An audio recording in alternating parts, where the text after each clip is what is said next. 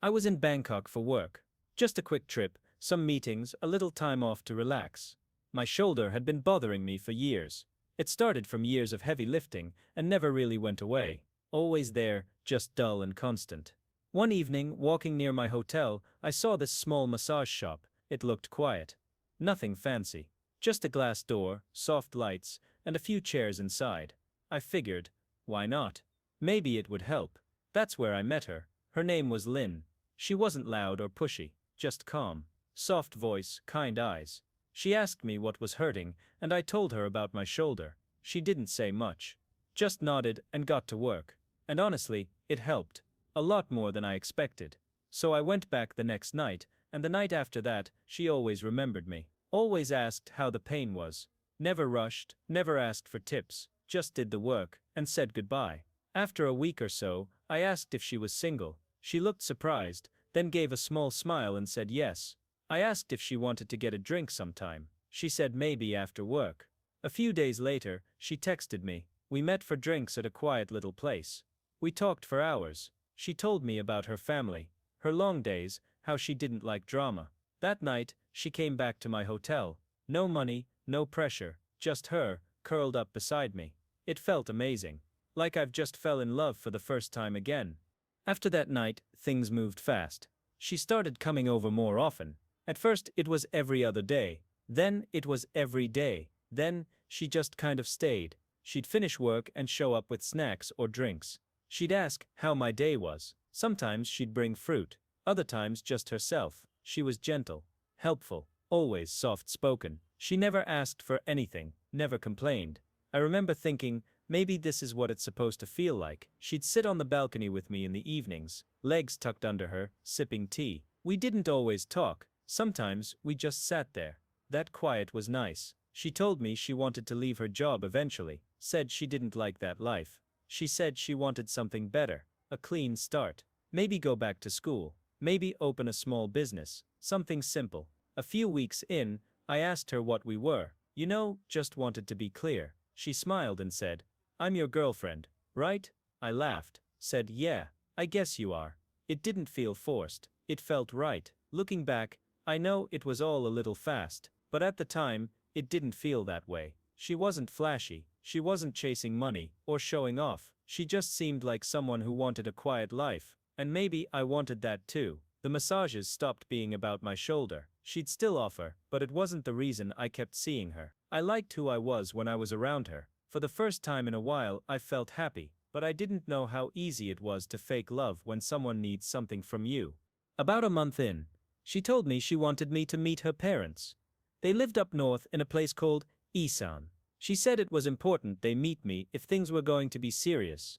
I said, sure, seemed like a good step. Before the trip, she mentioned something about looking presentable, said her parents were traditional and might feel better if I wore something nice.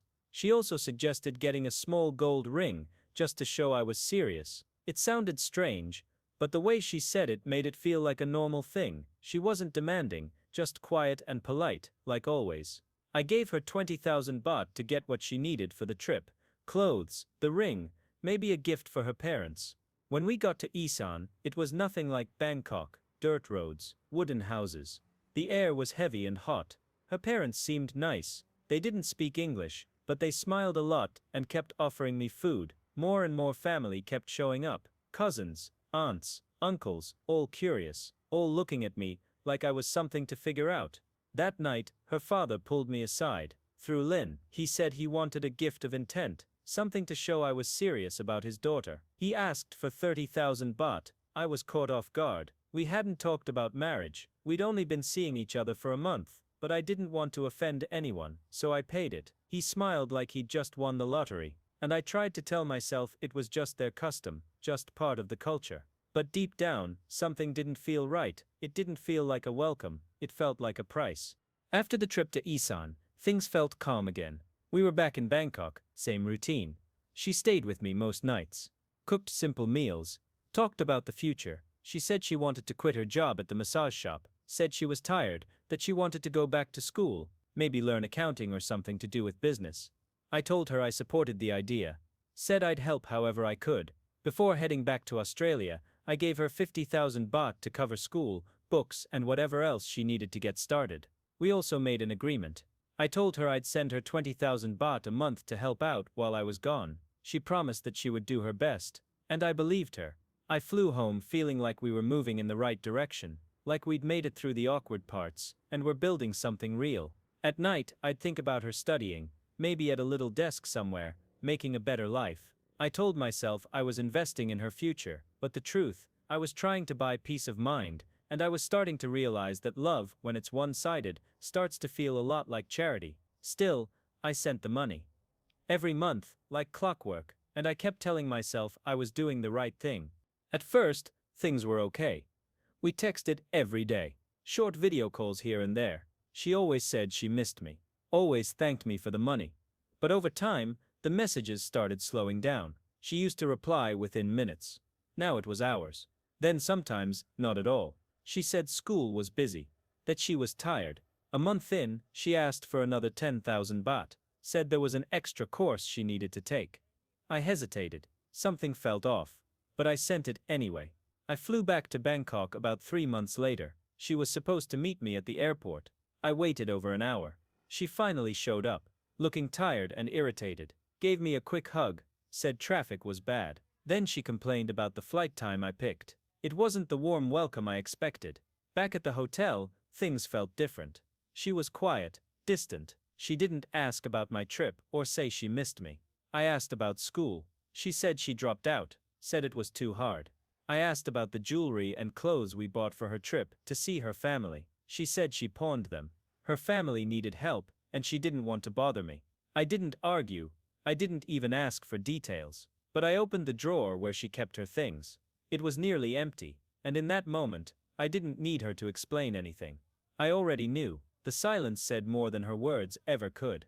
After a few days of tension, I suggested we take a trip, just a short getaway to Koh Samui. I thought maybe some time away from the city would help us reset. She agreed right away. Packed light, smiled more than she had in weeks, and for a little while, it actually felt good again. We walked the beach at night, sat by the water, had dinners where we laughed like we used to. It felt like I had her back. One night, while we were sitting on the balcony of the bungalow, she opened up. She told me she used to freelance before doing massages, said there were times she'd go with customers when money was tight. She looked down when she said it, like she was ashamed. Then she added, "But not anymore. That's not me now." I just nodded. Truth is, I had already guessed. She worked in a massage shop in Bangkok. I wasn't naive. I just didn't ask questions. I didn't want the answers to. I told myself what mattered was the present, that people can change, and in that moment, I wanted to believe her. When we got back to Bangkok, things stayed calm. She acted sweet and loving again. We had a quiet dinner before I flew home. I left her some extra money before I boarded the plane, not because she asked, but because I was still holding on to that version of her from the beach. Not long after I got back to Australia, we started talking about marriage. It came up slowly. Then all at once, she said she wanted to be with me long term, said she wanted to leave her old life behind completely. I wanted that too. We started the visa process. A lot of paperwork. A lot of waiting. But after a lot of back and forth, it was approved. She flew out to join me. I met her at the airport with flowers. She smiled, but it wasn't the same smile from before. At first, things were okay. She was quiet, adjusting to everything. We took short trips, visited places around town. I helped her settle in. She wanted new clothes, a better phone, English classes. I paid for all of it without hesitation. But slowly, the distance came back. She spent hours on her phone, usually with it turned away from me. If I asked who she was talking to, she'd say, "Just friends." She stopped coming to family dinners, said she didn't feel like going, said she didn't like being around people who didn't speak Thai. She'd brush me off when I tried to be close. Sometimes I'd reach for her hand, and she'd pull away like it was nothing. The house got quiet, an awkward kind of quiet, almost cold. She'd ask for more, but give less. I started to feel like a guest in my own home, and every time I tried to bring it up, she'd say I was overthinking, that everything was fine, but I knew it wasn't. One night, I walked into the room and saw her on the couch, texting fast. She didn't hear me come in. When she noticed me, she locked the phone and set it down quick. I asked who she was talking to. She smiled and said it was her sister's boyfriend. Something about helping him with a visa question. Didn't make sense, but I let it go. Or at least tried to. A few days later, while she was in the shower, I checked the phone. I knew I shouldn't have, but I couldn't help it anymore. It wasn't her sister's boyfriend. It was a guy from back in Thailand, one of her exes. They'd been talking a lot. Flirty messages, even plans to meet again. When she came out, I asked her straight.